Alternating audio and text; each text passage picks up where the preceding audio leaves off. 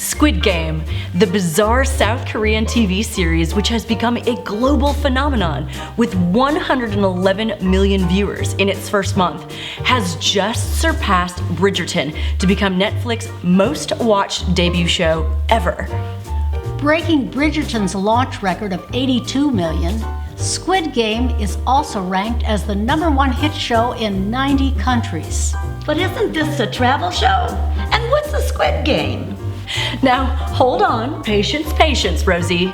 Get this, you can actually play in a real-life Squid Game, minus the violence and, risk of death. Think of an escape room on steroids. We're going to tell you how you can compete in your own real-life imitation Squid Game in selected cities, plus a few more fun facts about the filming of this brand new psychological thriller that's taking the world by storm. Off on another adventure on this episode of A Cup of Joe with Go.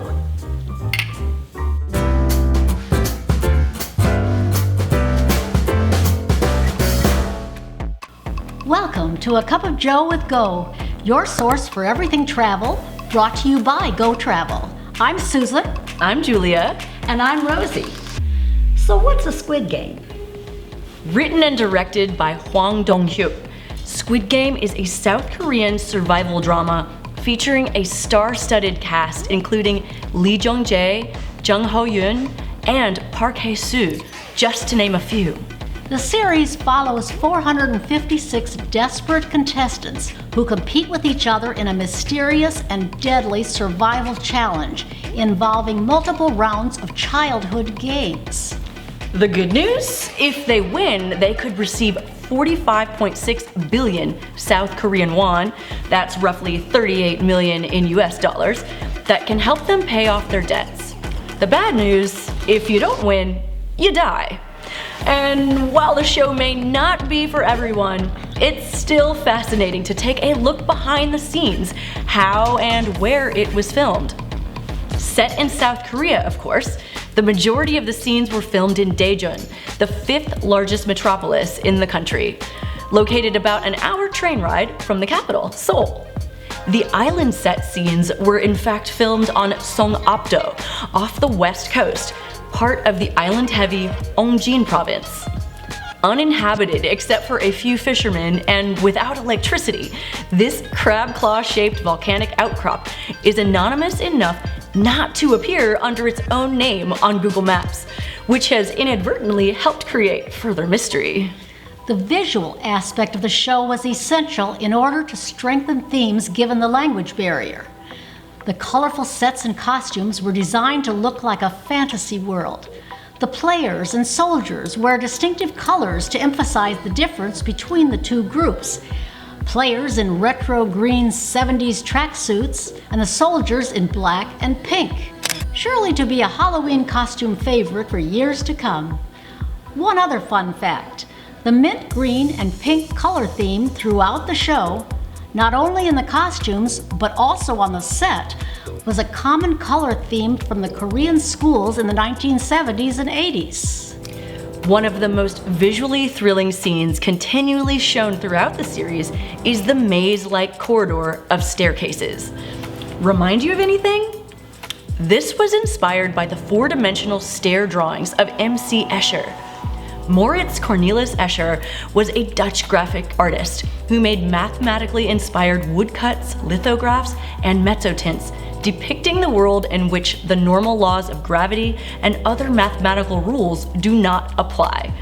So, in the case of Squid Game, you can definitely see direct inspiration from Escher works like House of Stairs from 1951, Ascending and Descending of 1960, and Relativity from 1953, depicting 7 stairways with each stairway being used by people who belong to 2 different gravity sources. With the launch of the show and its marketing efforts, Netflix actually installed a Squid Game playground pop-up at Itaewon Station in Seoul, Korea, featuring some of the amazing sets you see in the drama. Seoul locals get quite a visual experience whenever passing through Itaewon. The main feature is the colorful playground set, along with the creepy doll that made its debut in episode 1. Looking into the face of the doll will for sure cause subway goers to stop in their tracks, just like in the game Red Light, Green Light. South Korea is not the only place recreating Squid Game experiences. Earlier this month, due to the show's massive success, the Korean Culture Center in Abu Dhabi turned Squid Game into a reality. Again, without the deadly elimination seen in the show. The one-day event took place in 2 different sessions. It saw teams of 15 compete in challenges from the series that included Red Light, Green Light, Dalgona Candy Challenge, Marbles, and Dakti. Not to worry. If you missed the real-life Squid Game in Abu Dhabi, here's another chance. The tournament from the hit Netflix show is now at Expo 2020 Dubai, which runs from October 2021 to March 2022. The traditional children's games featured in the series will be held at the Korea Pavilion. Similar to the Abu Dhabi experience, participants can compete in various games overseen by the organizers in pink costumes, as worn by the guards in the hit series. What's amazing is that Dubai is fully open to tourists.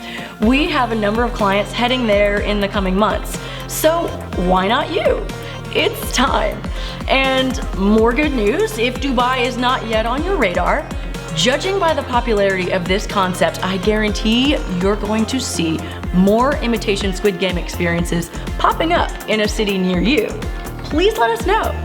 If you get wind of a Squid Game pop-up in another city we haven't mentioned today, drop it in the comments.